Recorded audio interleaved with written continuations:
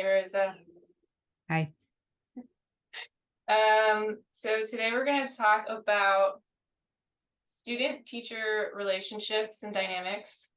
And as part of that, maybe also healers sort of as teachers, the connection there, and practitioner-client relationships and how I feel like those mirror teacher-student relationships and dynamics. And yeah. Yeah, nice.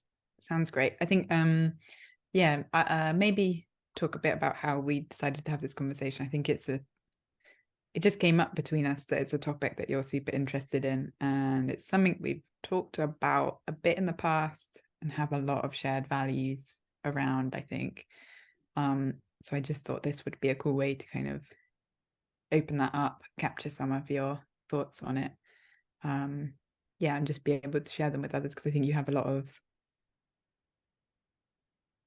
I feel that it's almost like there's something energetic or karmic or whatever in your system that's very attuned to like power dynamics and abuse, and being really taking a lot of care around people, and like what's the best setup, and just a kind of very open-hearted, grounded, like grounding in care for people. And so, it felt important to just explore and talk about it. I think we've like, I guess between us, experienced this from different sides and different ways in terms of like teacher, student, healer, practitioner, client, all of those things. I was your teacher for a while. I guess we can include that. So that's maybe like an intro. And then I guess maybe, do you want to start by talking about, I think maybe what's interesting was the kind of the thing we've talked about around like healthy power dynamics, because there's a way that people can be very like sort of power hungry and narcissistic, and that's like one end of the spectrum, which you see in a lot of like spiritual teachers or whatever. And then another end of this spectrum is like, oh, there's no power, or like power dynamics are bad, which you also see a lot. And then we're kind of like exploring the middle ground, I guess, of like power's kind of here, it's present, it's good to recognize it, it's healthy when it's done well. So that's kind of like the ground that we're exploring. And I don't know, do you want to talk a bit about that, like healthy power, what it means, or what bits you're interested in? Yeah, that sounds great. I think I really became aware of this when I was in massage school, and I had a teacher, Martha, who, one day in class just brought up, maybe an ethics class or something, brought up the fact that there is a power dynamic in a massage session, for example, or any kind of healing session. And that's a good thing, and we need to be aware of that as healers. I also think of you as a teacher who's very into like destroying unhealthy power dynamics and destroying unnecessary hierarchies and things. And so, coming in sort of to massage school in more of that side of things, that like equality kind of mindset, I was really surprised when we had that lesson at school. It was like, I guess I would have thought the goal would be to eliminate all sense of the healer having power over the client. Maybe I'll talk about some of the examples. Like in a healer-client relationship, some ways that there's the power dynamic.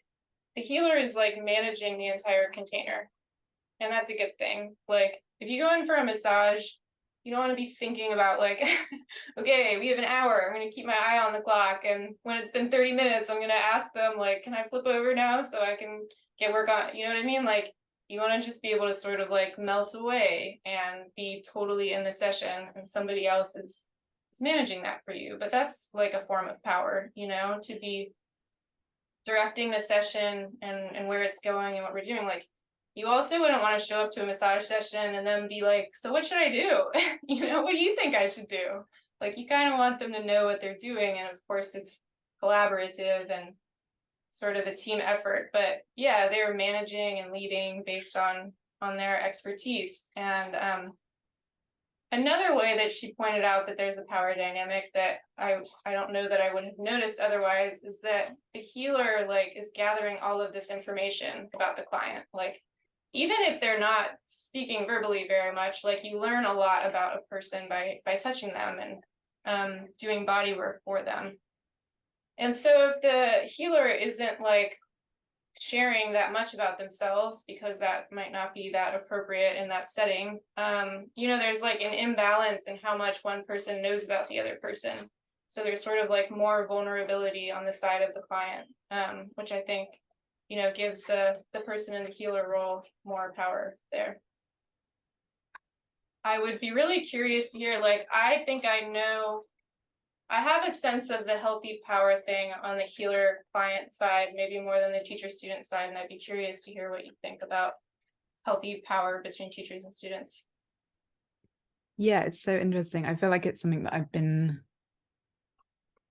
super aware of, and I feel like I'm always learning new things about it. And I guess my background is I've got some training in therapy, so I kind of took some of the sort of basic boundary stuff from that.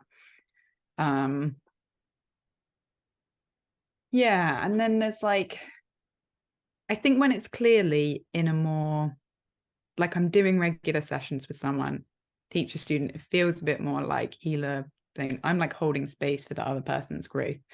That just feels very crisp. Like you say, it's like they're sharing stuff with you. You hold the space. The space is for them. Like the boundaries are just very clear. When I'm kind of doing one-to-one stuff, I think there's like a different mode, which is, and I do some of that still, but I'm moving away from it. And there's a different mode, which is more about, I'm actually just here in the world in my transmission, and I'm kind of like sharing that with people. And that I feel has a different, like different boundaries, different energetic quality, because talking about power is what happens is if it's my role to be the person's therapist, that takes out a huge amount of my power. I'm no longer there in my full expression. I'm there to hold space for the other person. Whereas as a spiritual teacher, I think part of the responsibility is to kind of like share the depth of your realization and your experiences. And so then it's more about actually the thing that you're responsible and accountable to is like truth or authentic expression. And like sometimes that upsets people. And if you were responsible for everyone that you upset when you talked about deep spiritual stuff, you'd never say anything. Because people's egos get hurt very easily by this stuff. And so there's kind of like different moving pieces. I think there's almost like two different modes of being. And it's not like clean cut. I guess if someone's coming to me for coaching, they want a bit of the sort of more direct, like me saying my thing, and they want a bit of the space holding, so you're sort of like navigating between. But I think that's maybe one of the differences. Yeah, nice. When you talk about the fullness of your transmission, would that practically look like you having teaching points that you're sharing from like what you've learned on your path, or does it look different than that? It's more for me especially, it's more like just being, in a way. It's more like just being in tune with, it's almost like being in tune and trusting the depth of my experience. It's like knowing that I've been through the experiences I've been through for a reason, and I have something to say and share about them. And just being that. I don't know, is that Yeah, totally. When I think about sort of some of the healthy power aspect of that, I think of how even when you're doing that, when I'm talking to you, you have so much receptivity and openness and like non-defensiveness about what you're sharing. So I think that feels important to me too, is that like I've always known you to be in the group like always refining and always open to hearing objections and always open to hearing, like, you know what I mean? Hearing people out who might have different ideas, or so there's something I feel like about always being in that process of refinement versus like, look, this is just like what I guess what you're saying, being sort of in service to truth. Yeah, totally. Because there's no like, part of it is, yeah, there's no like fixed truth, and we're all just an expression of the thing. Yeah, and I think maybe you touched on something there, which is like a deep respect for other people's truth. And I think one of the ways that manifests is that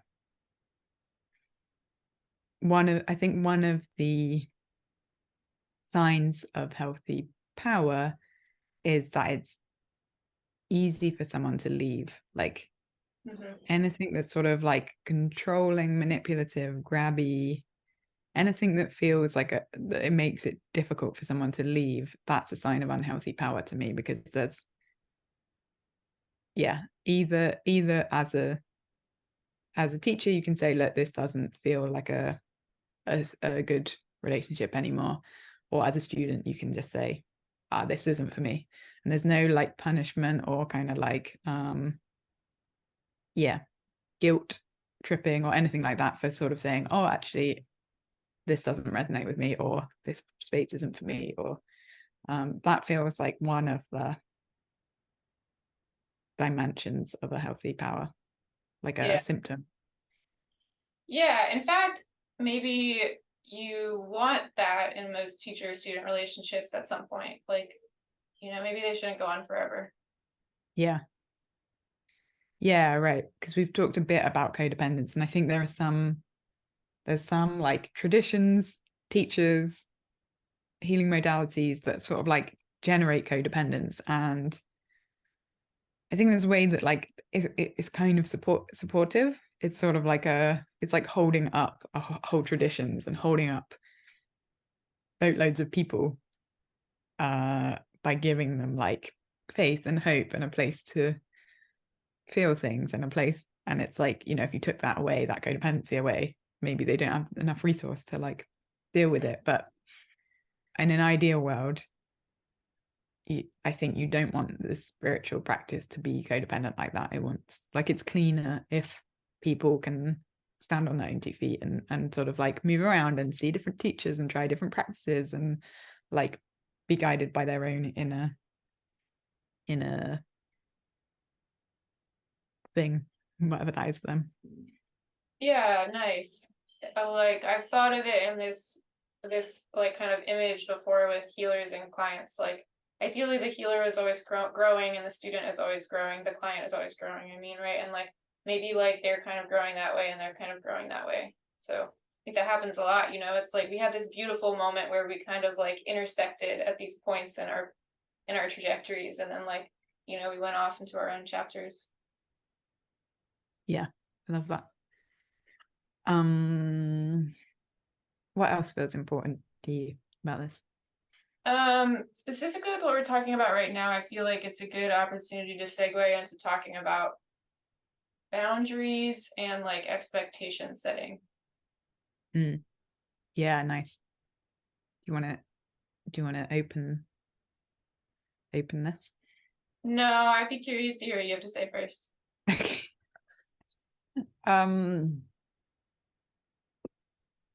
Yeah, it's almost like there's a humility in recognizing limitations, and in a student there's something important about, yeah, recognizing your own expectations. Like if you want the teacher to be perfect and give you everything you perfectly need, then that's sort of problematic. If you're a teacher and you're like, this place is the one place for everything. That's problematic, because you're giving people the wrong expectations. It's almost like not having any. Yeah, it becomes like this narcissistic thing, even if it's not like meant in a bad way, because the truth is that things are always messy, imperfect, difficult, just trying to figure things out. And so if your self-image is, oh, actually, there's nothing wrong with, this is the perfect place for all of these things, and it's the right way to do it, and it's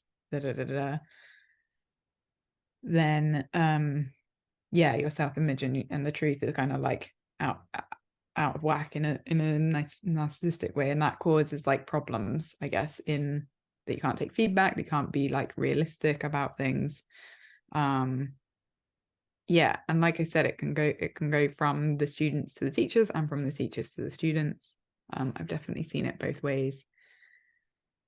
So I think the kind of like and it gets like it gets into this endless tangle of, the thing about narcissistic energies, you get into this endless tangle where you can't pin it down, and everyone, it's sort of like its energy is blame and perfectionism and this and this, and so if you start talking about it, you sort of get sucked into its trap. Whereas if we look at it from like a positive framing way and like modeling what is good, I think the importance is around, yeah, like humility, expectations, just being like, this is what we're doing here, this is what we expect it to meet, this is what it doesn't meet.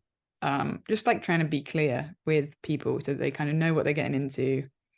Yeah, and obviously there's like some trust and faith, because spiritual stuff is kind of ineffable, and like the journey unfolds in strange ways and things like that. But just trying to like be as clear and open and grounded as possible, and the humility that comes with that. So yeah, like recognizing which parts your practice can meet, which it can't, of someone's journey, is just really important. Yeah, I really like the idea of the student kind of reflecting on this too, whether there's some kind of like mutual expectation setting, or if the student is sort of just like personally reflecting on it, because it's just so easy with like a practice or a teacher to just like stake everything on it. You know what I mean? Like, this is going to be the thing that fixes my life. Like, yeah. Yeah, and practices sometimes like to like make that say that as well. Yeah. Yeah, and then I think like also from a practical thing, I think being encouraged to, it's kind of the Alembic in Berkeley, it's like kind of the thing that they're founded on is that you have all the practices in the same place, so that you can try different practices, you can intermingle with other people. It's kind of like there's some practical stuff that's needed to support this. I think in my teaching, I do a lot of like, I guess what I call inside out stuff. It's where I'm like really connecting with like, what do you want to get from your path? What are your most important values? What are what are the things the best benefits you've got from your practice? What are the most challenging things? So that, because some people, their best benefits are like, oh, being calm, and some people, their best benefits are like finding it really exciting, and it's like a completely different. So it's just like really getting people to tune into their own insides, and like including that as part of the like guide behind the practice. Yeah, the thing that you're saying about the Alembic makes me think of like networks of healers and practitioners and things that like, I know an acupuncturist I could send you to. I know somebody who does deep tissue work I could send you to, like all the people. It makes me think of your awakening model and the course that you're putting together also, of like, yeah, I don't know if you feel like it's a good time to talk about that, but these are like 16 sections of awakening, or 16 different paths, or 16 like sub pieces of one path, and how we could have sort of like teachers for each individual one, or more teachers who kind of teach all of them at less depth. Yeah, totally. It's like, yeah, seeing, visualizing that we have different aspects of our being, and like finding ways to connect to the different parts, and that the course is kind of built on the foundation of the body, heart, mind, soul. And there's the idea of like, yeah, we're these like ecosystems of beings, and different parts of us need different things at different times, and just like recognizing that none of them is the sort of like sole source of awakening. None of them has kind of like an authority of like, this is, I guess you can define awakening and say, this is, in this practice, this is how we define awakening, and then people can sort of choose to engage with it or not. But it's like, you know, respecting that other people define it in different ways as well. And yeah, I think in the course, really wanting that to be a kind of lived example of, hey, here's lots of teachers who all have their own perspective. It's like we can kind of move together in this model and it makes sense, but everyone has their own perspective, world, focus, way of looking, way of being. Yeah, totally. I'm thinking about the like intro conversations that you had with the different teachers, and how it really does, even just listening to a short conversation, it does feel like stepping into all these different worlds, but they don't feel at odds with each other. You know what I mean? It's like, just, yeah, different people are gonna sort of take off with different parts of the path. And it feels like it would be a really fun group of people to get together, because we all have these like different but complementary worlds. Totally. X-Men. Yeah, nice. Everyone has all these like really amazing parts of themselves, that they can just bust out Yeah, beyond other people's like, imagination. yeah, we could definitely like keep a closer eye on what it's like when people from opposite ends of the chart like hang out. Yeah.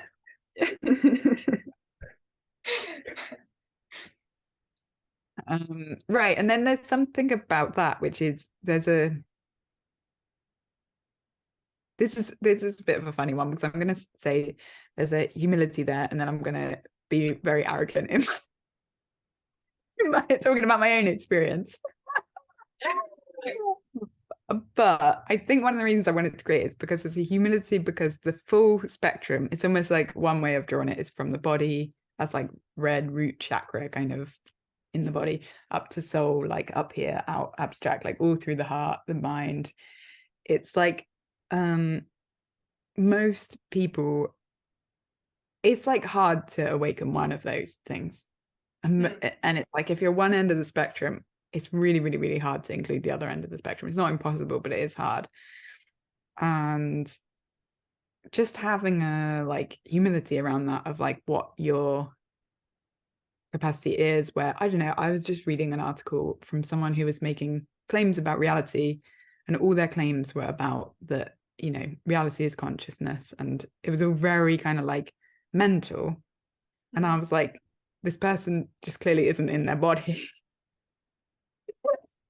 Like, to me, it's just so obvious that it's kind of like the way you experience the world is quite a lot a reflection of what you've got in touch with in your own experience.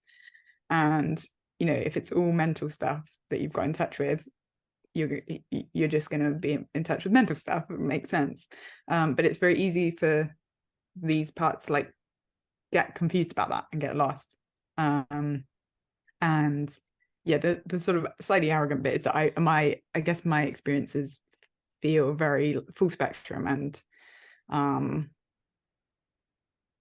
yeah, that was like almost impossible to do. It nearly killed me, and just, it was like really, really yeah, difficult in almost infinite number of ways.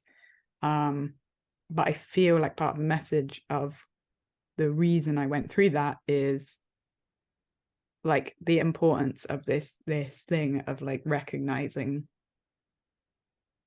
different parts of experience, and the importance in each part. Yeah, nice. As you're describing that, I can feel the sort of like healthy power of you. Like, I wouldn't use the word arrogant, but like being arrogant enough to put that together. You know what I mean? It's like, you and I sort of coined the phrase empowered humility. I like thinking of it that way because I guess I felt like people have always sort of given me that feedback, often giving me that feedback or compliment of like being humble, or you know what I mean? And sometimes it felt good and sometimes it felt like, no, I'm just scared. Like it's not really a good thing. You know what I mean? So I saw somebody on Twitter the other day describe it really nicely. I can't remember exactly how they put it, but it was something like staying small, or like not leaning into your power in under the guise of humility. So this feels, yeah, what you're describing, sort of creating that course and having that vision, a sort of like the empowered version of humility or good power. Yeah, nice. So there's another thing I'd like to ask you, which is like, yeah, it's something around the piece of like, I think we've talked about this a little bit. It's like almost kind of like the thing that is one of the ways I guess I see the world. It's like it's the thing that you need in the world that you then teach, because you kind of like really get to know it intimately and go through the path of all the pain and integrate, and then you teach it. And I think there's something about you being very, very sensitive to like containers and what's present in them and power dynamics and like abuse, even if it's not like really bad, but just sort of like, I guess maybe a better word than abuse would be kind of like unclean energetics around things that are sort of like moving around in slightly harmful ways. Yeah, that seems to be part of your path. And I wonder, do you have a sense of like what feels like enough, clean enough, and what feels like a good model of this, I guess.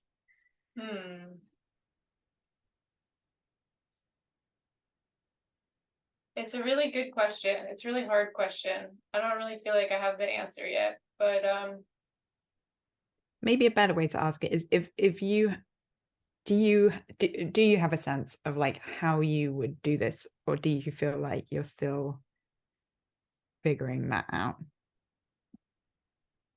I feel like I'm still figuring it out, but you and I talked recently, I guess, with the yin yang aspect that we were talking about with the model that you made. And to explain that a little bit, like you could go really, really deep in one aspect, and that would be more of like a yang path, right? Or you could sort of move through all of them or sort of work on all of them simultaneously, and that would be more of a yin path, and you might not be going quite as deep with any of them, but you might not have as many like blind spots, I guess. Yeah, that feels like a good way to say that, I Right. guess. Yeah. So I Yeah. think I see myself as maybe more of a yin teacher or yin healer, in the sense that like I've been to plenty of people who think it's all the physical body, like all the tension that we hold is a physical body thing, and we can work it out by attending to, what we know from anatomy and physiology and that kind of thing. And then I've been to people who think it's all about sort of like our underlying energetic structure, what they would describe as this like energetic signature or structure or grid like underneath our physical body that the physical body comes out of. And if we can like go deep enough to work with that energy structure directly, that's where the work is to be done. And then I think you could have the psychological realm sort of be its own thing, and then obviously there are plenty of people who work with people in that realm pretty much solely.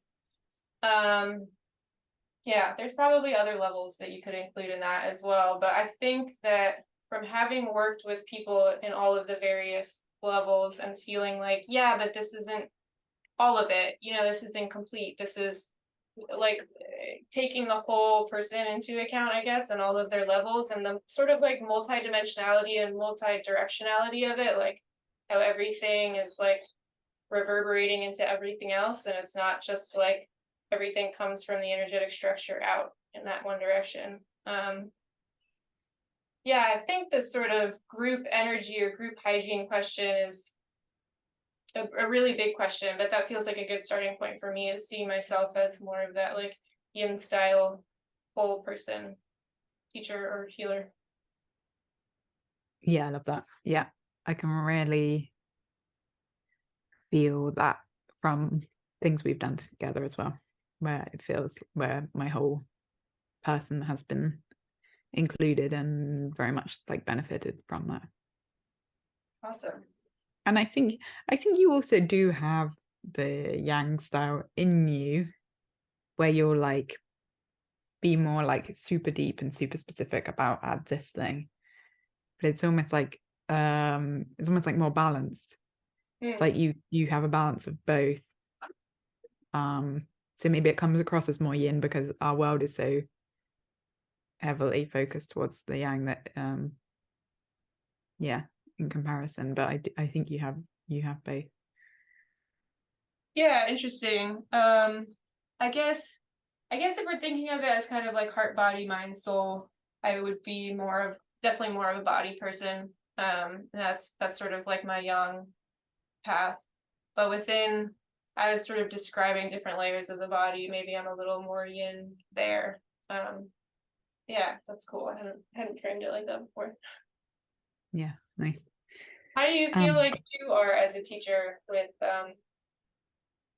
either with that like yin yang thing or just your own sense of like good energetics and dynamics within a group that you want to be facilitating? Yeah, I think what's interesting is the story around the Sangha. There's a way that I set up a group of people to be kind of like co-explorers of a topic. The like very explicit dynamics was, this is self-managing, it's teal, we're coming in as co-leaders exploring together. And then this was a real lesson for me, because inevitably that ended up merging into a power dynamic where, as the leader, I just had more power and other people were less involved and less empowered, because of different reasons. And someone brought up some issues of how they felt the like Sangha was being held, and I was like, hang on a minute, I didn't set out to start us. Like I this is like the opposite of what I wanted. I want to be like with people where I'm not in a power role. And so I shut it down, because to me it was like something around that, like expectations, boundaries, clarity, listening to feedback, all of that just felt, it was like, this isn't the thing that other people are doing taking part is not the thing that I'm doing running it. And so those two things are kind of out of the line. So this is kind of a long way to, or like an example of something that I'm like feeling into, which is that, yeah, this feels a bit edgy to say on a recording, but I say it a lot to close friends, and that's that there's like a depth of a depth that's required for me to be able to connect with people authentically that I rarely find in the world.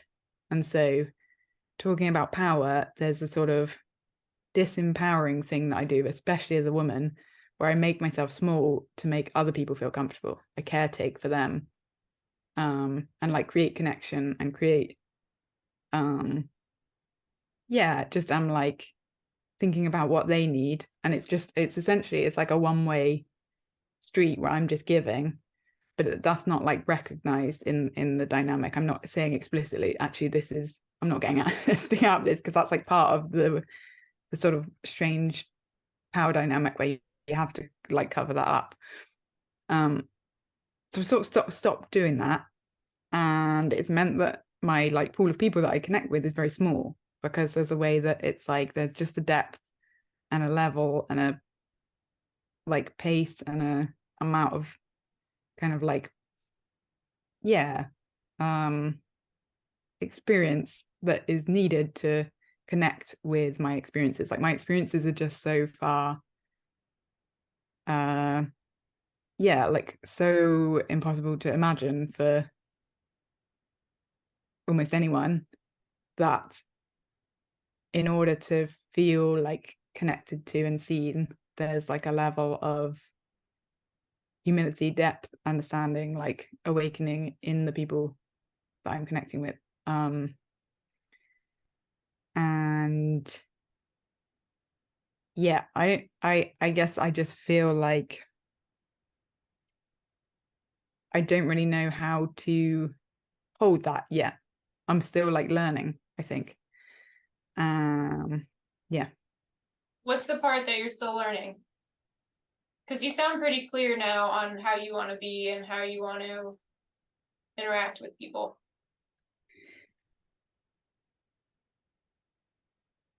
It's scary going into a room full of people or talking to people and saying, this is what my experiences are, when you know that they're going to have a hard time imagining it, maybe having a hard time believing it. There's like something very like about that. And I think I'm just in the process of healing some wounds from that having not gone well in the past, and practicing it and learning how to do it super cleanly. And yeah, it's like it feels like a whole, and I'm getting closer and closer all the time, but it's really, yeah, it's a difficult thing to do. Yeah, you talk a lot, I think, about like reality validating or like having everyone's reality respected. And I think it's really hard to do that by yourself, like just sort of like self-validate and self-hold, like hold it up. It's like a structure that you're like carrying around and trying to hold up all the time. And other people are kind of like pushing at it. Like, I don't think that's real. I think you're wrong about, you know what I mean? Whereas like even having one other person, or ideally like having multiple people, in the interaction, kind of validating that. Yeah, I think that's super hard and lonely and painful to try to do by yourself in like an ongoing way, or even in a one-off way in a setting where there's all these people in the room and you're trying to like hold something up that they're skeptical about. Or like, yeah, I think there's a certain energy in that too, which is sort of like, how respectful is everybody in the interaction of other people's realities in general, you know what I mean? It's like, are they coming into it with an openness and a curiosity, or like a skepticism and like a aggression? Yeah, totally. It's something that I think that has come out of our friendship and relationship, that like it's sort of like, for a while I would really feel it when we were in actual connection, and now it's starting to shift, and I have other people in my life who also provide this, so it's sort of being bolstered in multiple ways. But like now I can just feel it more moment to moment, even when we're not together. It's like I've had enough reality validation like from our connection that I can just feel it more all the time. It's really nice. It's like, well, this person that I really admire and respect and whose discernment I trust is mirroring these things back to me. You know what I mean? So like if I were just having to like trust my own instincts for years, I would have probably been like, oh, other people are probably right.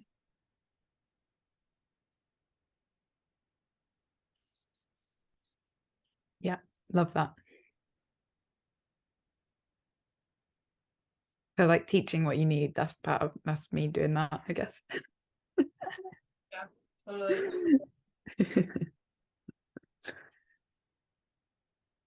I think, I imagine part of what's scary about it that you might not get to teach as many people or something. It's like, if you can, there was a way that you framed that sort of tension that was really nice. It was sort of like a tension of authenticity and integrity or something.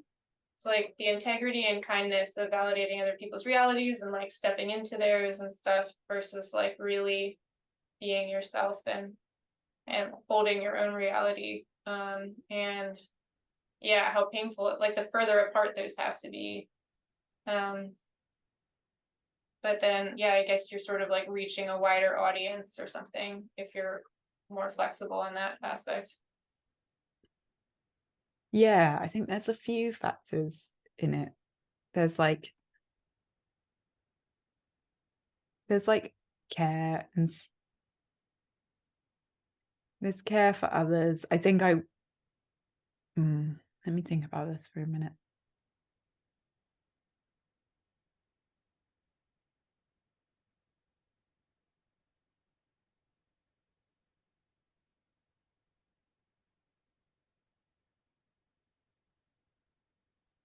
Yeah, I feel like I get quite emotional when I think about this, and it's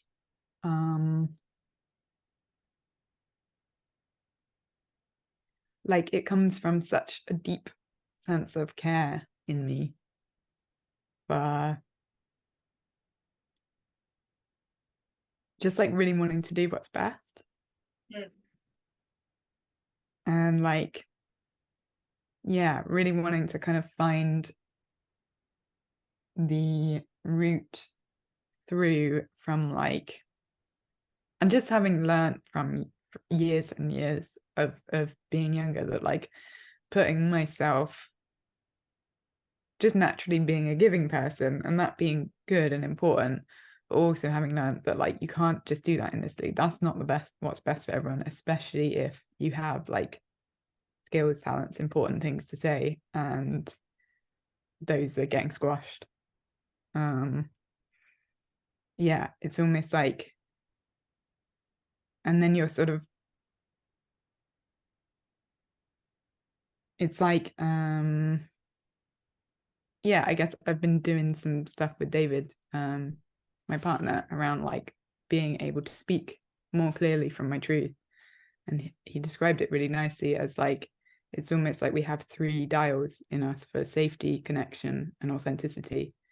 And it's like often we're in situations where we can only choose one of those, or we can only choose two.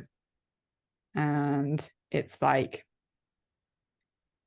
yeah, knowing him. And there's something about if you choose authenticity without any safety or any connection, you're kind of blowing yourself up because you're just going to get like, yeah, it's not safe for you to be yourself.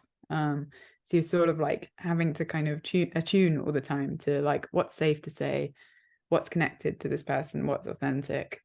And it's like a little thing where you're kind of like, I feel like I've been doing an endless puzzle almost of moving these things around and being like, how much of my truth can I share? And then, yeah, being very attuned to other people in that as well, and like not wanting to, maybe doing a bit too much caretaking, I don't know, but like not wanting to kind of like blow up their safety or their connection because it's disruptive for people's, like one of the things that I very rarely say explicitly because it's really disruptive to people's nervous system is my reality is actually unimaginably different to yours. You can't imagine what it's like being me. I'm in a different world, different beliefs. The whole thing feels completely different. People, that really, really stresses people's nervous system out. And so, I just don't think it's a good thing to sort of like go around just saying it to people and like blowing up everyone's nervous system. It's kind of like care for other people's styles of connection, safety, and authenticity. So it's sort of like there's just a lot of attunement there in that. And I think what I'm trying to do at the moment is to essentially like really focus in on the people where I feel safe, I have the connection, and then really get the authenticity kind of dialed in, and then almost just be able to like share it and resonate it. And then people can come to me if they like that. It just has a much like it changes the power dynamic. So rather than us being in connection and then me trying to slowly reveal my authentic self, it's almost like putting the authentic self out in a way that's like, hey, here it is. If you like it, come find out more. If you don't worry. But you need it. Yeah, there's like a certain level of connection and safety and power that you need to be able to do that move where um as humans we just it's like death not having any connection, and I was in that for so long and so unsafe that it wasn't possible to just fully share everything. I was just kind of like doing little bits while in that sort of like stressed fear state. Yeah, I'm really feeling the aspect of nourishment that I think is involved for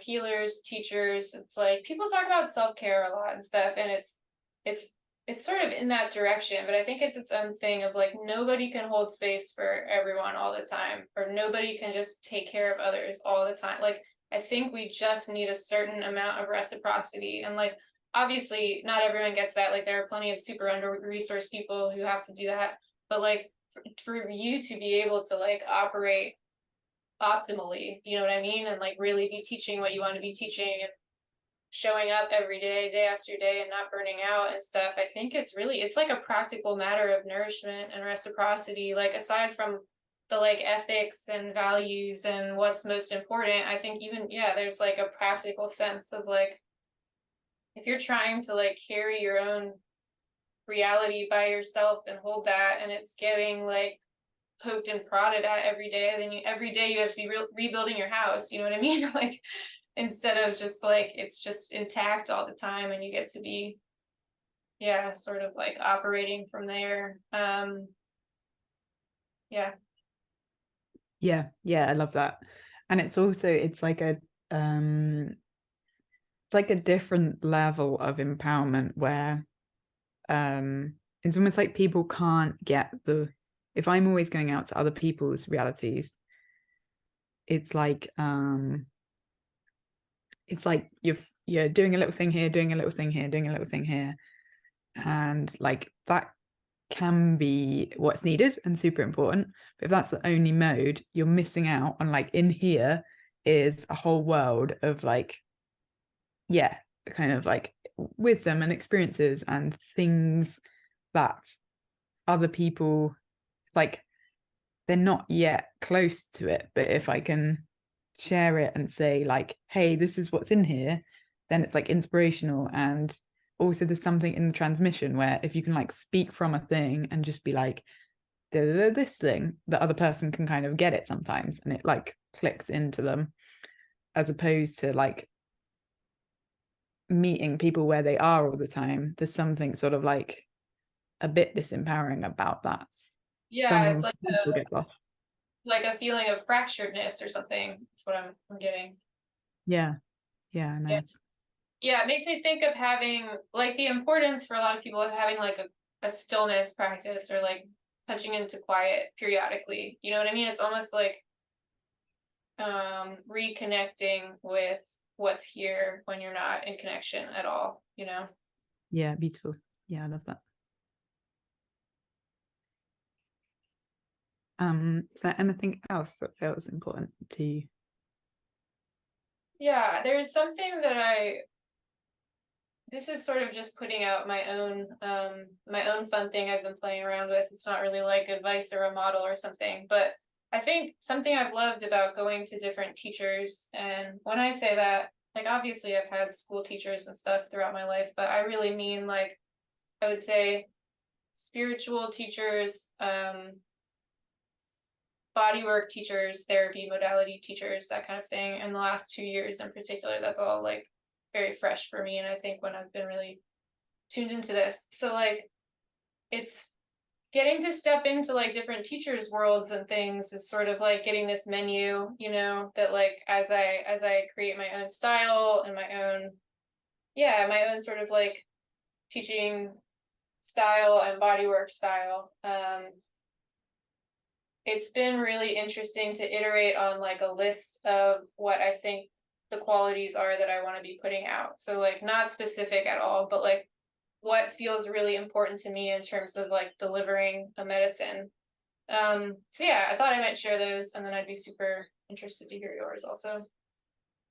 Um, Yeah, great. so the first one is effective. Like it's obvious, but like um yeah, maybe I'll frame this specifically through bodywork. It's I think of it more as like a bodywork philosophy than a teaching philosophy. But like, yeah, I want people to be getting benefit from coming to me. And it needs to work. Efficiency is my second one, and I think that I've experienced such a wide range of this in terms of body workers that I've been to and teachers that I've been to. It's like I could go to someone and be like, oh, that was really nice. We like did some stuff and it was positive and I liked that. And then I could go to someone else and be like, oh my God, I feel like we just accomplished 3 years worth of stuff in an hour. You know what I mean? It's like I kind of want to go with the faster person because like, you know, look what we can do in a short amount of time together. And I think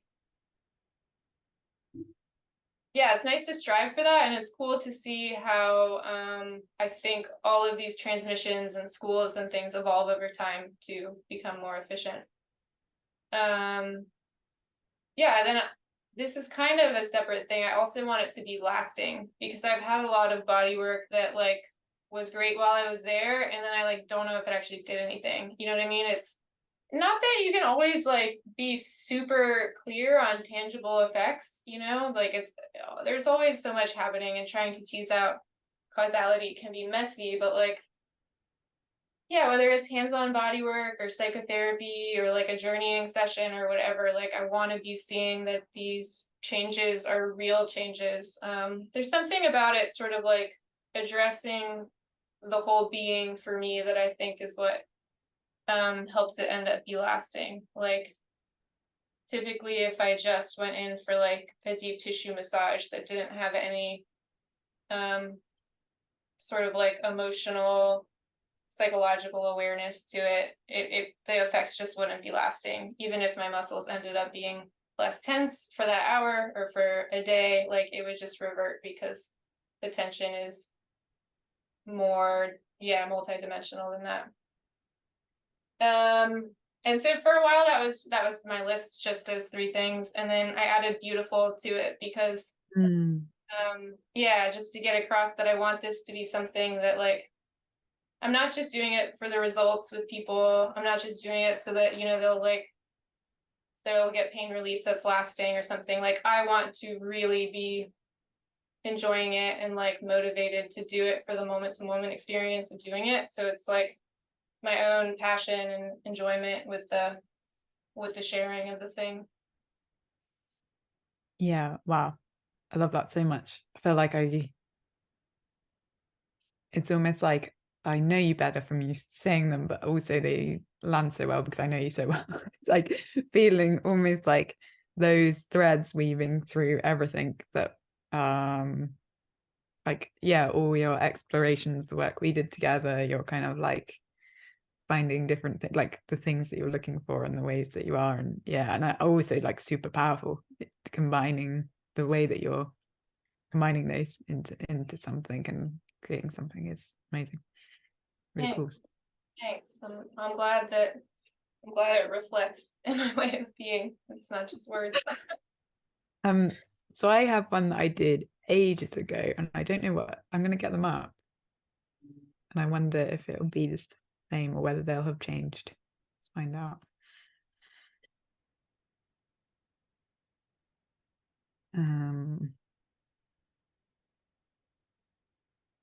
And I did this on I've written up the exercise I used to get these values, so we maybe put this as a link underneath in case anyone wants a thing to help them with their values.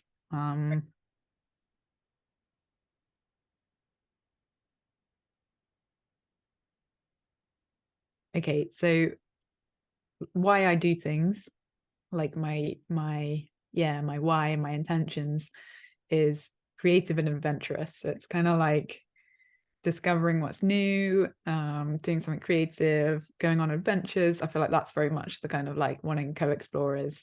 I always feel like when I'm working with someone, we're going on an adventure into their inner world. When I'm like collaborating with people, we're like going on an adventure, like what are we going to find out doing this course, or like what are we going to discover with this? There's a kind of very strong like discovery, creativity, adventurous side that to me feels also very close to like the divine and the sort of like universal expression of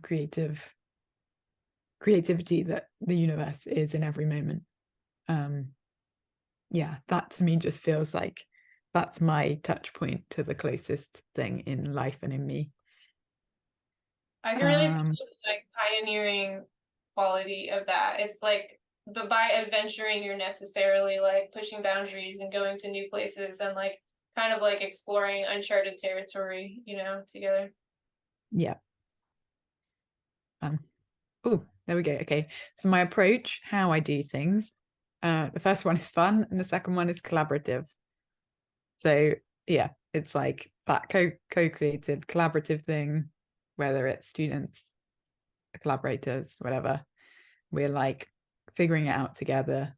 Yeah, that includes, I was actually a collaborative working expert, like a project manager focused on collaborative working in the past. So there's like very kind of like there's technicalities around like what's collaboration versus cooperation and things like that. I'm really nerdy about this topic. So with the how, I sort of like use a lot of that under the surface and how I interact with people. And it's about kind of like empowerment, letting natural power flow, things like that. And yeah, I guess including everyone's innate wisdom, innate creativity, innate intelligence. And then the fun bit is like, yeah, it wants to be enjoyable. Like fun can maybe be a bit like fun, which I can be a bit, but there's also like a really deep sort of like joy in doing hard stuff together, and like that kind of like, you know, really going through something together and that having a joy and a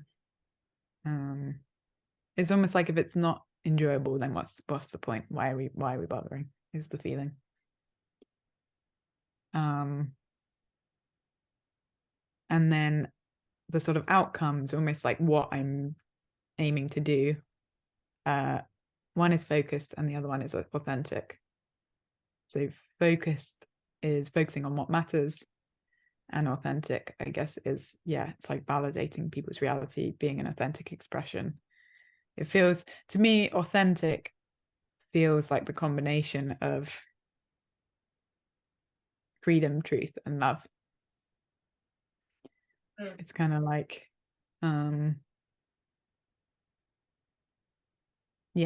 the thing has the freedom to just be its full and space to like be its actual expression.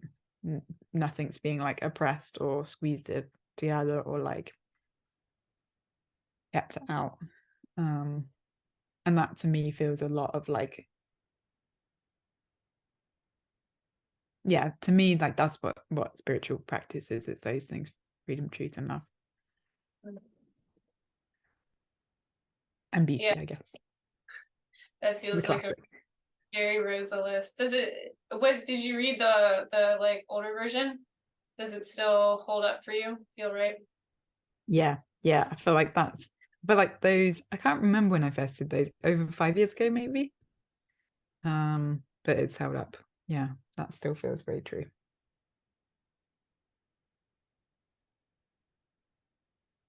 And I think there's something in that post where I talk about how to do this values exercise. There's something in the thing around, it's like if you can share your values clearly, you can say what you're doing and share your values clearly, that's a way for people to find resonance with you. Because if there's someone who's like, oh, I just really want don't know, I really want boring practice. Like they probably shouldn't come to me, you know. Fun. Yeah, nice. Yeah. Yeah, probably a lot of people would have trouble putting it into words what theirs are, right? Yeah, it's Yeah, probably a totally. question.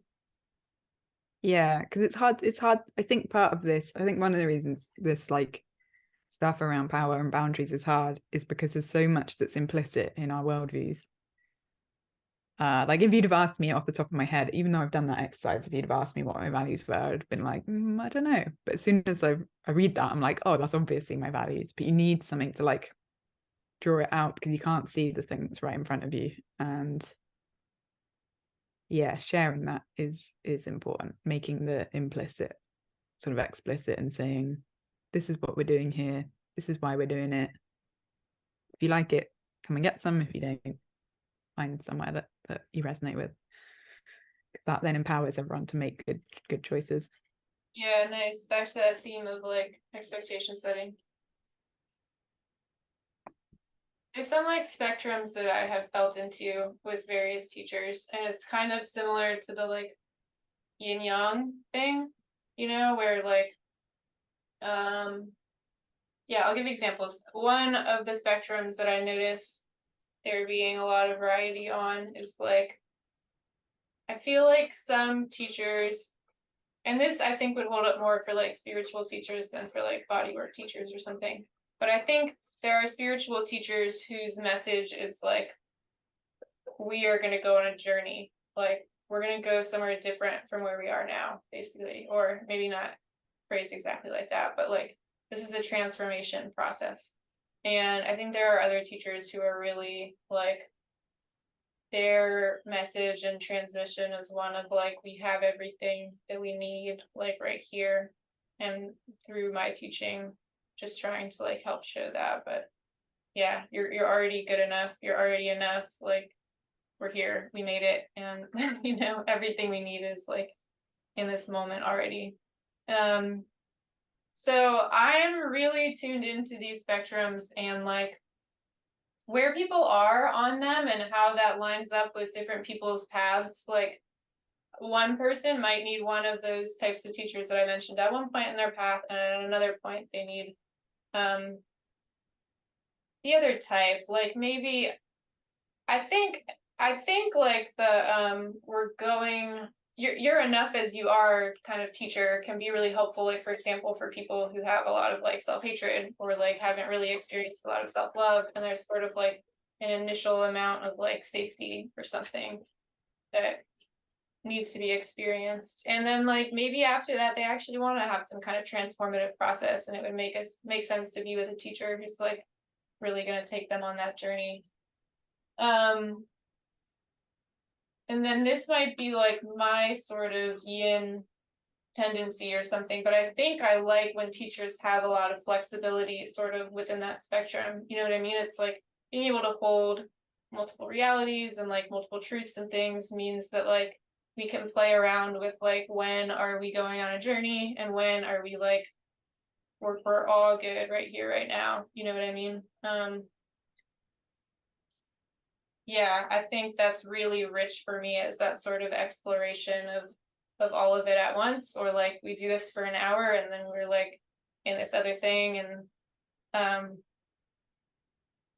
yeah, I think another example of that spectrum would be like, I think there's like a perfectionism quality to a lot of teachers, or they're sort of like anti-perfectionist or something, but I think that term is so personal that like what is perfectionist for one person is really like average for another or something.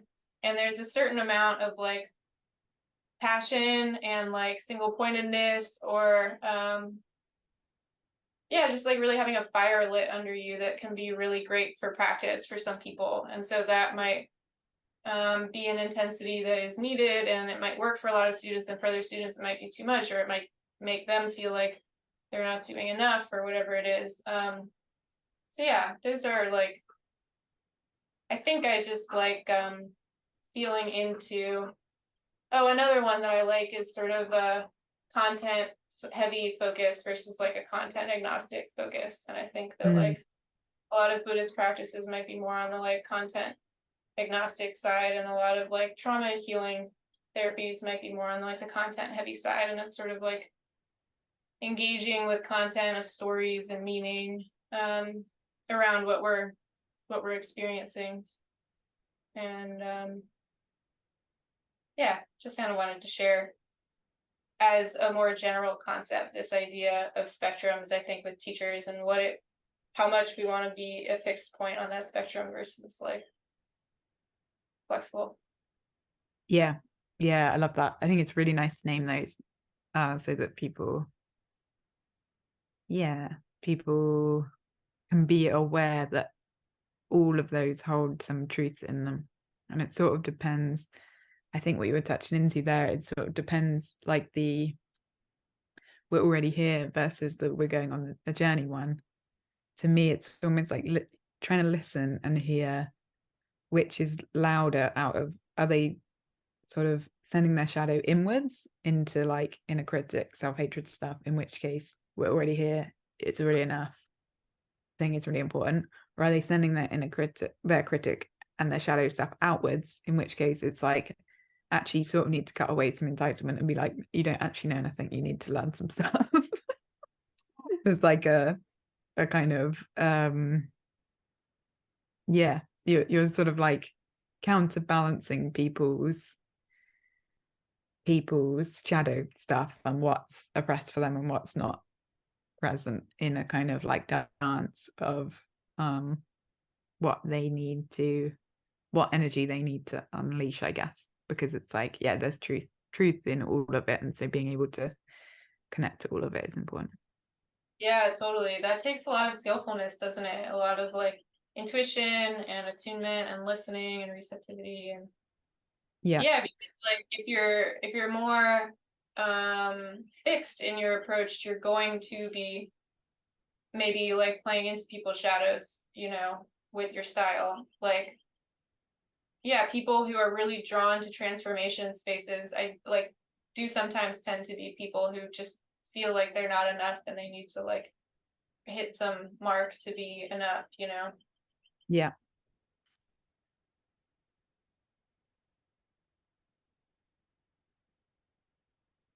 yeah. And there's a way, when you say that, it's like there's a way that that can be an unhealthy sort of double bind that they're stuck in, and there can be a way where, I think when you were talking about the perfectionist thing, there's a way that like my not enough feelings felt very legitimate. I wanted more, and like actually being in environments where people are like, yeah, go deeper, get more, find out, keep going, was sort of like validating to my desire for to really discover things. So there's a subtlety as well around like invalidating, kind of trapping people in unhealthy patterns versus yeah, and it's just super complex. And like the thing I said about the shadows going in and shadows going, like everyone has both, and so it's sort of like, yeah, just a complex picture. Yeah, yeah. I can think of times like, especially somebody who is suffering a lot, you know, just doesn't, things just feel off and like something needs to change. And then to hear that, like, you know, everything's kind of like fine as it is, or we're already okay, I think can just add on something negative. You know what I mean? Yeah, yeah, it's like sticking your middle finger up at someone. Yeah. Yeah, it's always like world hunger, everything's perfect as it already is. It's kind of like, that's just not the message that's always correct, is it? Totally. Yeah, Um, I really like that we're talking about this. This feels really this this point feels really juicy. Like just like a meta thing that would be good to teach teachers. You know, it's this way of balancing or something, or yeah, sussing out which direction to like guide somebody. yeah. I really liked the frame you had as well about which you got from someone else, around which in every community practice, whatever, which aspects are being mainstreamed, which ones are being marginalized. There's a way that it's like, that just gives a very clear frame to say like, there's always things being mainstreamed, this is good. There's always things being marginalized, this is like not what we're doing here. Just making that explicit again, like makes it a choice for like students to think about in their practice, like what am I mainstreaming through my practice, what am I marginalizing, teachers, for like everyone to just kind of like align with each other and get on board and make things explicit. And yeah. Yeah, I don't know how to say his name, Carl Stayert, something like that. It's like setting that expectation and then regularly revisiting the list. Mm, Because like maybe accidentally something new is being marginalized, and it's like, okay, we actually don't want to be doing that, or like maybe the group wants to grow in a new direction, and so you're sort of mainstreaming different things. Yeah, super nice. Nice. Awesome. Thanks, Rosa. That was really fun. Yeah, thanks.